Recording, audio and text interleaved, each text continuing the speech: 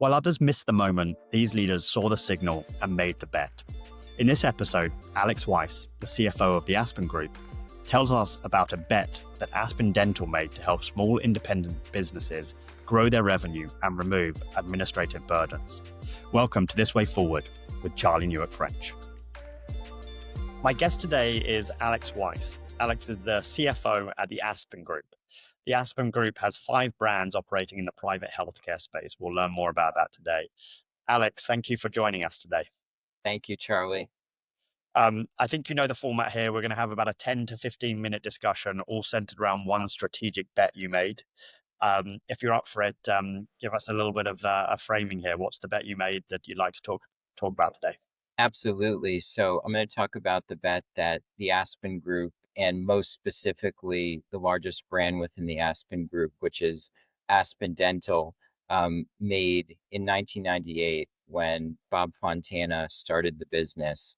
At that point, there were basically no dental service organizations operating with any sort of scale. It was primarily only mom and pop dentists operating across the country. And Aspen Dental made the decision to really start building the first border to border and coast to coast nationally branded dental network, providing back end support to a bunch of dentists across the country. And so it was really a big leap at that time, given there really weren't a lot of people providing this back end support to dentists. And so it's been a model that has worked out really, really well and allowed the Aspen Dental doctors to provide more patient care to a broader set of people. But at that time, it was obviously a very large bet and a very large strategic decision. How do I think about what a back office help is? Is this like a franchise, like I go and buy a McDonald's franchise and they help with like branding and a whole bunch of other stuff, but then there's like still mom and pop operators, or give me a bit more of an understanding of what that looks like?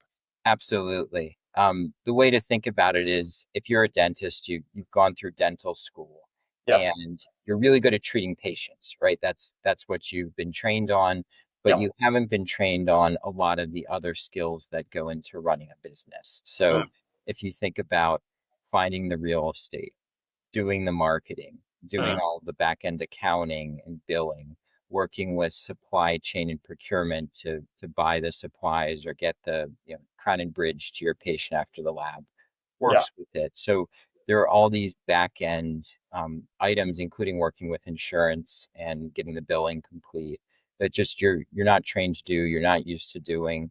And what Aspen Dental or what Bob Fontana thought was, hey, if we can take these items off the plate of those dentists and things that we can do really, really well, it'll let them see more patients and let them get the care that they need for those patients and just focus all of their time on that. And so that was really the premise. Got it. So you took this world, which was very fragmented, lots of mom and pop shops, and gave like some degree of, I don't know, professionalism or standardization, or taking that workload off that they weren't, the mom and pop operators weren't necessarily skilled at, and gave them this sort of national scale. Absolutely.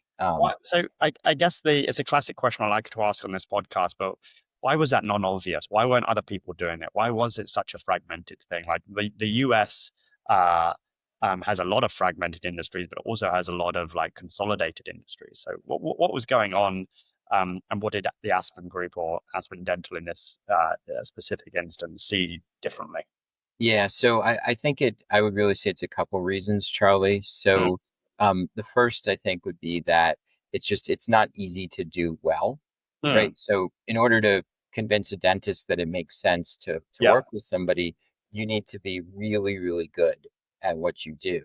Yeah. And so for us, in essence, we really started out, tried to perfect these services, tried to show that we could really add value beyond what they would be able to do on their own. And so as we started to work with more and more dentists who own their practices, basically we had very good results. We were very helpful to them. They saw benefits. They told people that they knew, and it steamrolled. And so I would say the biggest thing was just being able to do it effectively. The second big piece that I would say is healthcare in general, but particularly dental is a little different in that dentists need to own their own practices. So it's not like we could open a practice and start a franchise or do something like that. And Yeah. so I think franchising came up first in the US and got really big. Yeah. But medical has always been harder because of the rules governing medicine. And so we wanted to find an area where we could really help those dentists and be supportive, but I think it kind of took time to find that niche Yeah. and where we were within the constructs of, the corporate practice of medicine, but we were still able to add value. Yeah, makes sense. So when you think about like as you go along this journey, the people you have to persuade, the hardest people to persuade were actually your end like customers. It sounds like the actual or not customers, but you see what I'm saying here, the dentists. And your approach there was show value, build some advocates, word of mouth. Is that a fair way of assessing the challenge and the solution? Absolutely. That was definitely the hardest part, convincing the doctors and really perfecting the model and getting them into a place where it was really beneficial for them. Yeah. In terms of getting customers to come to the locations, that piece was easier. Obviously, we needed to get the marketing to a point where you could get the customers in and you could find new patients for these dentists, because the historical way that a lot of the dental service organizations have grown is they've affiliated with existing practices, Mm, kind of use that to build their network and grow their scale. We've done it a different way, where in essence we partner with um, dentists, some dentists who've had some experience, but maybe somebody who doesn't own their own practice yet. And so mm, we actually find the real estate site in conjunction with them, yeah. sign that lease, and then work to put them into a new location. So we're actually adding capacity Mm, to the overall dental landscape. And so when we go in, the reason that we're able to do that is because there are a lot of these patients who are challenged, who need care. And yeah. we've found basically built a marketing engine that can get these patients into the practices. So we're able to fill these Yeah. new locations up with enough people to make it financially viable for those Aspen Dental dentists to own their own practice. And so we're really partnering and letting them get into ownership much quicker than you would Yeah. see typically. So if you think of the value that you're providing split into like two broad buckets, which might not be fair, but just go with it, of we're going to bring you revenue, as in like more customers through our marketing engine, our brand, more sort of people coming through your door, or we're going to take away all of this like miserable admin work, which you have no desire to do, like finding a lease, maybe doing accounting. I don't know what exactly the scope you take on, but which of those was more valuable in persuading dentists to work with you? Yeah, I would say it's equally valuable, and I'm not trying to cop out on the answer, but the That's the reason party line. You're giving me the well, corporate they're line. both really important for really good reasons. Yeah, So first off, if you're a dentist and you don't know how to do all of those other things well, yeah, it's very time consuming and financially punitive to have to manage those things on your own. You're trying to find service providers to do them for you, or you're trying to do it on your own. You're using a lot of your time. yeah, It's costly. The supplies are costly. You may not know how to negotiate with the different vendors, and so getting that off of people's plates yeah, incredibly important. yeah, The other piece is just when you look at the average dental practice across the country, they see about one new patient a day. yeah, At Aspen, basically the Aspen Dental doctors see 5 or 6 new patients a day. yeah. So it's a meaningfully higher number. And if you're starting out new practices, you need a much higher new patient count More and more to important. Yeah, build those. Exactly. And this was really a way to get younger dentists who historically would have had to either work for a really long time for somebody else yeah, into ownership quicker. Because if you think about it, you go to dental school, you have all these student loans, it costs a lot of money to open up a practice. So unless your mother or father was a dentist and you kind of took over their practice when you graduated or over time, it's hard to get into ownership. yeah, And so that's really what we've done. We've helped them springboard into that, and because we're located in places where there are a lot of patients and there's a lot of need, in essence, that's been really helpful. Yeah.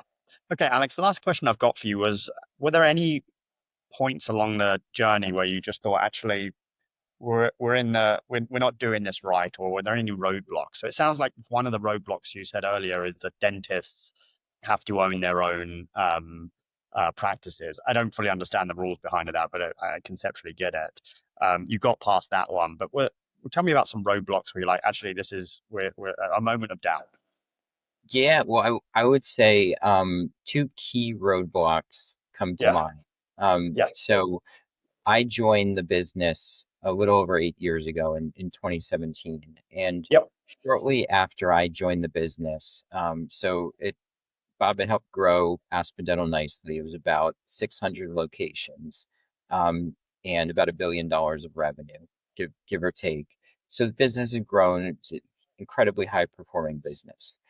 mm, At that point, Bob had two decisions to make: either continue to grow the business in Syracuse, New York. We mm, still have a Syracuse, New York office, but in essence, that's where it started up. It's where he grew the business, mm, and done a really good job there, and had some really talented people. Um, mm, but he made the decision, which this would be a pretty dramatic decision for a lot of people, but mm, he pivoted and opened a headquarters in Chicago. mm, Right? If you can imagine, we have a well-performing business year after year after year, and Bob's like goes to the owner and says, "Hey, we want to move this to Chicago because we want access to more talent. I don't want this to be a $1 billion business. I want to yeah, be multiples of that over time. I want to go after different retail healthcare areas where things aren't happening, as well as they could, similar to dental before we went in." And so we made the pivot to go to Chicago, and we kept the Syracuse office, but we decided to move to Chicago, yeah, and that's been incredibly helpful in yeah. terms of getting additional talent. And so we've reformed a lot of the teams out here. That's helped carry the business much further. Um, and then maybe just one more pivot Just that, on that one, I think that's a really good moving to Chicago makes a lot of sense. I need you to move to the UK, though. Apparently, we have very bad teeth in the UK. I don't know if this is a stereotype that is global, but I think it's probably true. So, if you're expanding to the UK, I'm sure a lot of people out there will be grateful. yeah, we've all seen Austin Powers, so Exactly. Yes, we it's a we good way. get the stereotype. We're very happy in the U.S. Yeah. At Okay. the moment. Maybe who knows? Maybe I'm sure one there's a day. new regulatory environment in the UK. Anyway, you were saying the second roadblock. So the second big roadblock for us is, historically Aspen Dental's largest service line was dentures, and dentures is still a really really big service line, for the Aspen Dental doctors. And in essence, there are a lot of people who still need dentures, and it's very beneficial to them. Yeah. Um, we chose to make a pivot, and the pivot started probably 6 or 7 years ago, but really over the last 4 or 5 years in earnest, where we've gone much more towards the implant category. And Mm, so partly we did this through an acquisition of Clear Choice Implant Centers, which is the about 110 implant focused centers across the country. They were the leader. They're prosthodontist led, work with oral surgeons, and so we made a major move into the implant space by acquiring Clear Choice, which they, similar to us, they provide back end dental support mm, to those prosthodontists and oral surgeons who in essence are doing a lot of different implant procedures. And then we've also put a major, major focus on Aspen Dental in terms of implants, just given that it's the standard of care, when you look at it for patients. And we made that pivot knowing that it would cannibalize our dental line, our denture line. And so, there's a uh, whole nother strategic bet there. exactly where you're going, if you think, and you hear about that a lot in tech, and obviously that's Right, your right. The one, you to go inevitable dilemma. cannibalize, Yeah, but you don't hear about that as much in healthcare, and people kind of being bold and really pushing for what's the best standard of care. right. Cannibalizing their own business a little bit for ultimately a better outcome in the end. Absolutely. And so that pivot has been really, really successful. Yeah. Across our brands, we do nearly $1 billion of implant business now. It's our fastest growing service line. Yeah. And across both Aspen and ClearChoice, when you combine them together, it's either our largest or equally large service line to Yeah. our largest lines, which is amazing and growing and is a major help to the patients. And so part of that effort, we opened up an oral care center in Chicago as well, where we provide a ton of free care to underprivileged patients. It's a great training opportunity as well for the Aspen Dental doctors. Yeah. Um, but we made a huge bet on the implant space, and that's been really helpful. Yeah. Cool. Makes a lot of sense. This was exactly the kind of conversation that I wanted to have, Alex. It seems like the Aspen Dental and the Aspen Group's bet was to take the sort of fragmented market of mums and pops and give them help in finding revenue, but also managing some of the stuff that maybe that they're not is not their skill set.